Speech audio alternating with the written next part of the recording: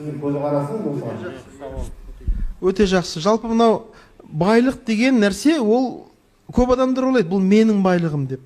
Шынымен ол сенің байлығың емес қой. Абай айтады ғой, адам ғапыл дейді. Ғапыл дегеніміз бір нәрсені түсінбей өткізіп алу үшін айтады. Ғафил арабша. Сонда адам ғапыл дүниені дерменікі дейді. Дүние байлы, қатын, бала дүниенің ішіне кіреді бәрі. Адам ғапыл дүниені дерменікі, менікі деп жүрген бәрі оныкі дейді. Кімдікі? Алланыкі ғой бәрі. Адам ғапыл дүниені дерменікі, менікі деп жүрген бәрі оныкі. Малда қалып, тәнде қалып, жан кеткенде ойлаш өзім, болады не сенікі дейді. Сонда біздікі бір-ақ нәрсе екен, бұл иман. Басқа ешнәрсе әкеле алмайсыз бұл дүниеден. Шал ақын айтады ғой, керемет шал. Шал би дейді ғой. Неге Тілеуке Құлекеұлы ғой шын аты. Дүние деген шолақ депті. Жан денеге қонақ депті. Ахирет деген бір киім әкетерің солақ депті. Дүние деген осы, ешкімнің емес досы. Болар еді досы, аумаса егер қосы. Дүниеге қызығамыз несін біліп, аз күнгі қызығына есерленіп, жалаңаш келіп, жалаңаш қайтамыз ғой, төрт қары бөз мойынға тесі біліп дейді. Сондан байды Құдай байлықпен сынайды, кедейді кедейлікпен сынайды. Ол байдың қолындағы мал, ол сенің малың емес, ол Құдайдың малы. Дұрыс айтып отырсыз. Сонда байлық немен ақтайды дегенде қазақ айтады. Байлық өзін дейді, хайырмен ақтайды дейді. Хайыр деген не? Жақсылық жасау. Сонда Ақтанберді айтады ғой. Хайырлы болса баяжан, еркелетіп отыр, баяжан деп отыр. Хайырлы болса баяжан, айдын шалғар көлмен тең. Қайырсыз болса жаманбай, ел қонбайтын шөлмен тең дейді. Сонда мынау жер бетіндегі катастрофалар, өзен сулардың тарылуы, жаңбырдың жауымауы, бұның бәрі адамның пейілінің бұзылуынан. Қазір экософия деген жаңа ғылым шығып жатыр ғой, сонда ашық айтып отыр. Бұрын қазақ неге айтқан? Қарлығашты өлтірме, жыланның өзінің басына сүт құйып шығар, суға сарыма, қарағайды кеспе, жерді қазба. Неге? Білген.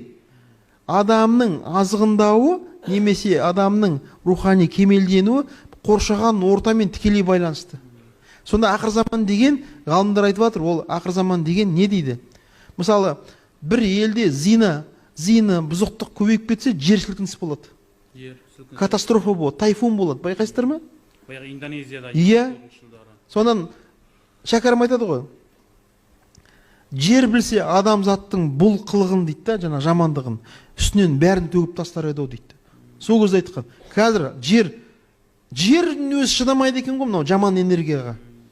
Анау теңіздегі киттер өзін өзі өлтіріп лақтырып жүреді екен жағаға. Сонда зерттеген ғой. Судың құрамы дұрыс, химиялық құрам бәрі дұрыс. Сонда неге дегенде су адамдардың бүкіл жаман ойларын сіңіреді екенде, сол жаман ақпараттық деңгейде ана киттерді өлтіреді екен ғой. Олардың өмір сүру мүмкіндігі болмай қалады екен. Сонда олар өздерін суицид жасайды. Киттер жағаға лақтырады. Сол сияқты сіздер ойламаңыздар. Мынау жаңбыр жаумаса, ниетіміздің бұзылған. Сонда қазақта бұрын жаңбыр жаумаса, не берген? Тасаттық берген. Құдайға жалынып, құрбандық шалып, тасаттық берген. Сол кезде жаңбыр жауған. Ниетіңнен табасың дейді. Ниетіне байланысты. Сондан бай адам, дұрыс айтып отыр. Бай адам ол бірінші деген сөз екен ғой. Бай деген бірінші. Қазақта бай деген не? Бірінші деген мағына береді екен. Мысалы, бай бірінші. Мысалы, ауылдың бай деген сөз ауылдағы бірінші адам. Хәм материалдық жағынан, хәм рухани жағынан. Ол бірінші болу керек. Ол шынында дұрыс айтып отыр. Қазақтың байы бір ауылда асыраған ғой. Анау туған туысқандары бұл бай ананың малы емес, мен малым деп қараған ғой, ағамның малы. Өзінің малындай көрген. Қазақта жаңағы таптық күрес болмауы сол ғой. Оны орыстар қолдан жасады ғой, таптық күресті. Қазақта пролетариат деген ұғым жоқ. Ол бәрі өз малым деп есептеген. Ана кім деген? Шәукімбай деген болған ғой Абайдың ауылында.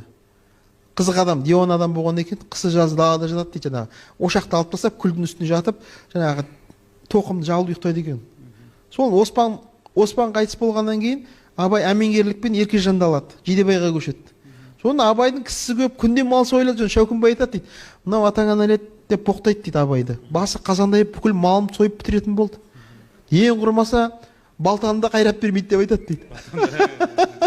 Сонда анау Шәукімбай ана малды кімнің малым деп есептеп отыр? Менің малды. Міне қазақи көзқарас. Біздің қазіргі қоғамда сондай болса, жаңағыдай құрғақшылық, қуаңшылық болмайды. Тасаттық беріп, зекет беріп, мынау зекет деген не? Зекет дегеніміз мына малды тазарту. Өзі төрт нәрсемен бекітіледі дейді. Иманды намаз бекітеді, ғылымды кітаппен бекітеміз, денсаулық садақамен бекітіледі, мал дейді, зекетпен бекітіледі дейді. Зекет деген адамның ниетін тазаруы. Зекетті шынында дұрыс айтып отыр. Пайданы басыңа қыл, басынан аса досыңа қыл. Яғни адам бірінші өзінің туған туысқандарына беру керек садақаны. Жаңағы көп көріну үшін, көрсету үшін, мақтан үшін емес, дұрыс айтып отыр. Өзінің қасындағы жетпей жатқан адамдар. Бірақ енді кімге көмектесу керек дегенде Абай айтады ғой. Кімге көмектесу керектен Абай айтады. Кісіге біліміне қарай болыстық қыл дейді. Яғни болайын деп тұрған адамға көмектесу керек екен. Татымсызға қылған болыстық оны бұзады дейді. Яғни жалқау адамға көмектессең, ол бұзылады одан сайын.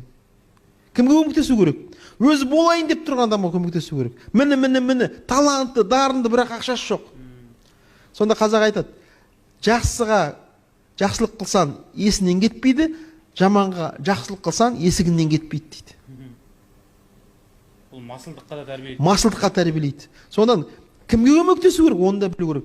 Адам руханиятты дамыту үшін ол ана ондыққа дәл тигізетін шебер болу керек, мерген болу керек. Керемет.